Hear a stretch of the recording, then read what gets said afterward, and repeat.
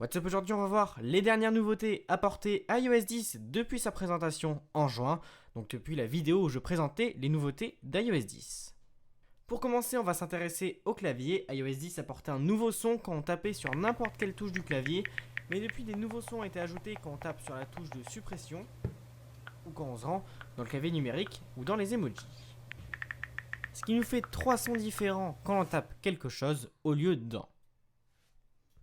Les emojis, eux aussi, ont beaucoup changé, comme vous pouvez le voir. Les smileys ont un nouveau style plus sombre, ils me font plus penser à ceux d'Android. Apple en a également profité pour agrandir sa collection d'emojis. Environ 35 nouveaux emojis ont fait leur apparition, avec notamment des femmes sportives et le drapeau de la LGBT.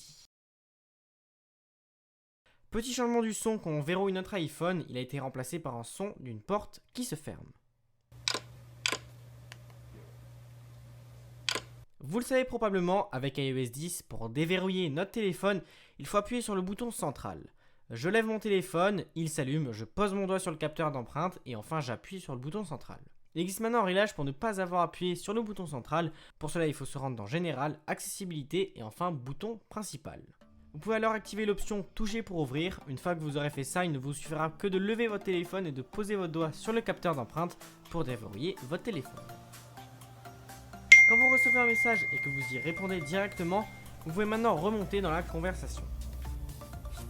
En parlant des messages justement, quand quelqu'un est en train de vous écrire, vous voyez apparaître les 3 points basiques si la personne vous écrit un message.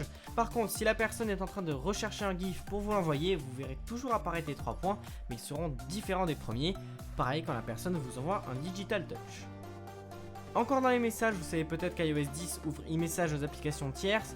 Il existe maintenant un menu dans l'application message où on peut voir les apps de l'App Store qui ajoutent des smileys par exemple à l'application message. Pour voir ces applications, il suffit d'aller juste ici et ensuite appuyer sur l'icône en bas à gauche. Notez qu'on peut alors voir les applications tierces installées sur notre iPhone et qui ajoutent des fonctionnalités à e-message. Et enfin, on va dans le store. C'est donc ici qu'on peut retrouver les apps pour e-message. Pour l'instant, comme iOS 10 est encore en bêta, il n'y a que celle d'Apple, mais dès qu'iOS 10 sera déployé officiellement au public, je pense qu'il y en aura pour tous les goûts. Pour l'instant, celle d'Apple ajoute les emojis animés de l'Apple Watch ainsi que des stickers de Mac. On peut aussi aller dans l'onglet Gérer pour désactiver certaines de ces applications. Comme e-message, Siri a été ouvert aux applications tierces avec iOS 10. Si vous allez dans les réglages de Siri, vous pouvez maintenant retrouver une section App prise en charge qui regroupe toutes les applications tierces qui fonctionnent avec Siri. Dans la première bêta d'iOS 10, quand on glissait le doigt du haut vers le bas de notre écran, on voyait apparaître le centre de notification, comme avec iOS 9 d'ailleurs, mais depuis la bêta 2, on peut glisser vers la droite pour voir les widgets du Spotlight. Assez pratique. Notez aussi qu'au-dessus de ces widgets, que ce soit ici ou dans le Spotlight, on peut maintenant voir la date.